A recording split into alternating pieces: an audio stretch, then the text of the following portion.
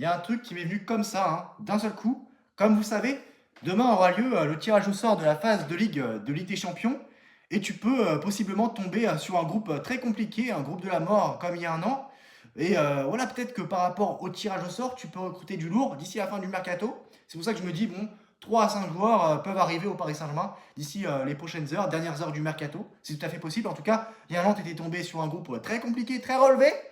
Mais finalement, tu avais recruté personne. Donc je me dis, bon, si ça t'arrive encore une fois cette année, peut-être que Paris, comme il y a un an, ne recrutera personne, même si là, c'est un cas de figure assez différent. Donc normalement, peut-être que le Paris Saint-Germain va recruter dans les dernières heures du mercato. Encore plus si tu tombes sur un groupe relevé. Donc est-ce qu'il faut que le Paris Saint-Germain tombe sur un groupe relevé pour que le Paris Saint-Germain recrute du lourd d'ici la fin du mercato? Je me demande. Voilà, bonsoir tout le monde et bienvenue dans cette nouvelle vidéo mercato. On est là pour lier pas mal d'informations qui sont sorties aujourd'hui via la presse, avec la vente programmée du duo Barcola-Mbaye. Le PSG envisagerait une offensive de dernière minute sur un joueur.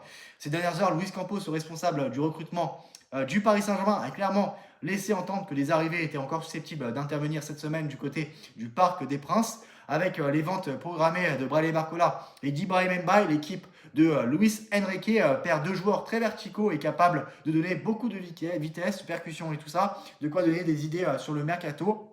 À quelques minutes du coup d'envoi de Rennes, PSG, Luis Campos, maître du recrutement du club de la capitale française, qui gère en parfaite harmonie avec les souhaits sportifs de Luis Enrique, a clairement laissé entendre au micro de Ligue 1 Plus que Paris pourrait encore opérer des achats à l'occasion de la dernière semaine du mercato estival, surtout avec les ventes en cours de Bradley Barcola et Ibrahim Mbaye.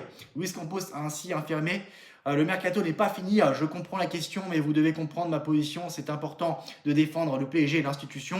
Vous avez parlé de Barcola et Mbaye, on va voir ce qui va se passer par rapport à ces deux joueurs-là. C'est comme ça tous les ans. Je vous rappelle ce qui s'est passé l'an dernier avec Gianluigi Donnarumma, parti à Manchester City le 2 septembre, dernier jour du mercato.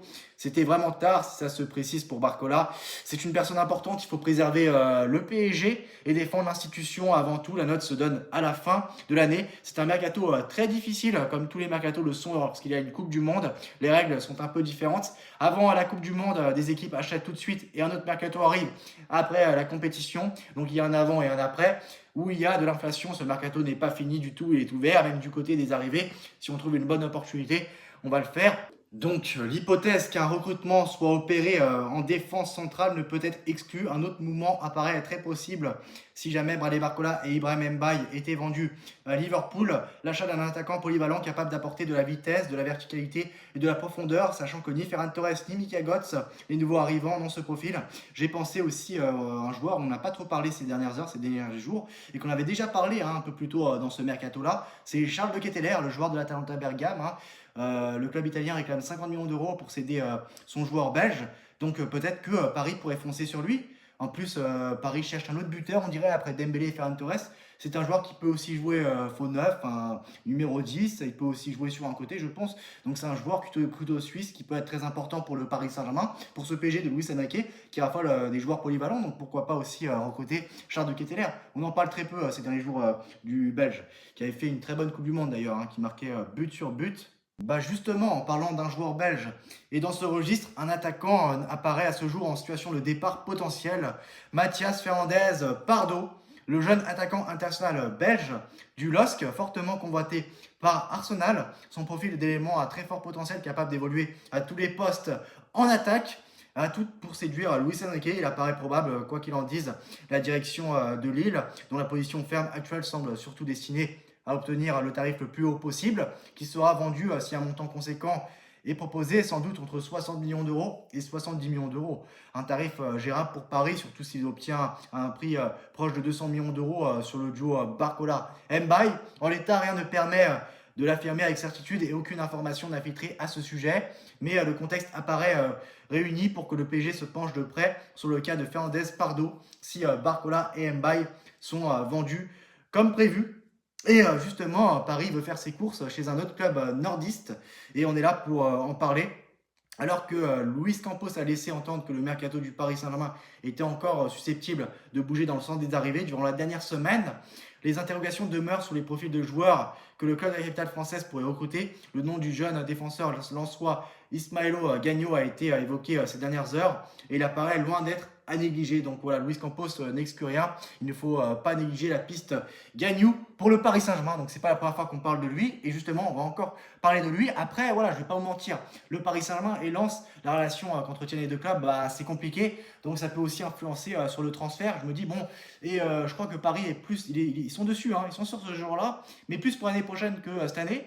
Et peut-être qu'il peut venir en cette fin de mercato, c'est tout à fait possible. En tout cas, justement, on va en parler. On dirait que c'est possible pour cette année, même si à mon avis, ce sera plus pour l'année prochaine. Mais en tout cas, ce qui est sûr, c'est que oui, le PSG doit recruter en défense centrale, selon moi, même au milieu de terrain. Lors de son entretien avec Ligue 1+, Luis Campos n'a pas donné d'éléments supplémentaires, mais quand on analyse la construction de l'effectif du PSG, il apparaît que la défense centrale reste un poste au sujet duquel Paris est susceptible de bouger, certes avec le recrutement de Lucas Digne comme doublure au poste de latéral gauche.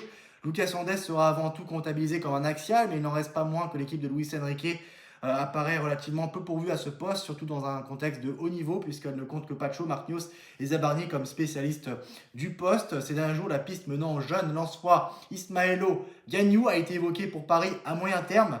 Mais si Paris, une fois Barcola et Mbaye vendus, acte de réinvestir une part de ses fonds pour un axial, l'hypothèse reste qu'une accélération s'opère dans les prochains jours ne peut être totalement exclue.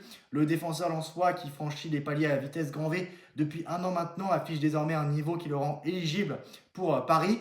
En salaire, sa signature représenterait un excellent rapport qualité-prix pour le Paris Saint-Germain et sportivement aussi. Il accepterait sans doute de s'inscrire dans la rotation aux côtés de Yazabarni. De surcroît, et le fait qu'il soit français peut avoir son importance d'un point de vue réglementaire. Le PSG étant en passe de perdre deux joueurs disposant d'un passeport français, Balé Barcola et Ibrahim Mbaye. Enfin, au niveau transfert, quand bien même le RC Lens se montrerait logiquement exigeant, autour de 150 millions d'euros à peu près, le montant à mettre sur la table resterait acceptable pour Paris. Par exemple, lors du précédent match du PSG contre Rennes, Lucas Hernandez avait remplacé Lucas Digne. Donc ça veut dire que Lucas Hernandez peut très bien être la doublure d'Nuno Mendes, même si la plupart du temps ce sera Lucas Digne. Mais je me dis, voilà, le Paris Saint-Germain doit recruter deux défenseurs faciles, hein, un défenseur central gauche, un défenseur central droit. Peut-être même recruter un milieu de terrain. Tu peux recruter un attaquant, deux attaquants. Allez, on peut aller un attaquant, peut-être faut pas non plus dégonner, même si deux attaquants ne te font pas de mal. Hein. Ce serait plus des solutions que des problèmes, parce qu'on n'est jamais à l'abri de blessures, de suspensions et tout ça. Donc voilà, un club exigeant comme le PSG doit avoir une bonne profondeur de banc, et tu peux une nouvelle fois être victime de ta profondeur de banc hein, cette année, encore une fois, et tu peux souffrir de ça encore une fois cette saison. Après, tu as quand même, voilà, c'est pas mal quand même. Dembélé, Torres, Götze, Kvaratskhelia, Doué et Akiouche, c'est pas mal quand même si tu peux quand même recruter d'autres joueurs. Après, pour le Belge là, de Lille, autant recruter De Ketelaere, hein, 60 millions d'euros, 110 millions d'euros. De Ketelaere, plus intéressant peut-être et moins cher, 50 millions d'euros. Je me dis, autant foncer sur lui. Après, pour Gagnou, ça peut être une très bonne idée pour le PSG. Ça peut être bien, ouais, pourquoi pas, même si on a plus parlé de lui pour l'année prochaine, même si cette année c'est plus possible. Mais d'après ce que j'ai compris, le Paris Saint-Germain foncera sur lui plus l'année prochaine que cette année. On verra bien ce qui va se passer. Faut qu'il confirme notre saison, mais bon, il sera plus cher dans un an aussi. Hein. Donc c'est ça qu'il faut se dire aussi. On verra, mais oui, le Paris Saint-Germain doit recruter dans le secteur défensif. Et encore une fois, bah, là, en plus, tu vas perdre Barcola, Mbaye. Oui, il faut recruter en attaque. Et au milieu de terrain, pourquoi pas, même si je pense que le Paris Saint-Germain ne recrutera pas au milieu de terrain. On verra bien, n'hésitez pas à donner vos avis en commentaire, qu'est-ce que vous pensez de tout ça. On se retrouve très prochainement pour de nouvelles informations. Mercato, salut!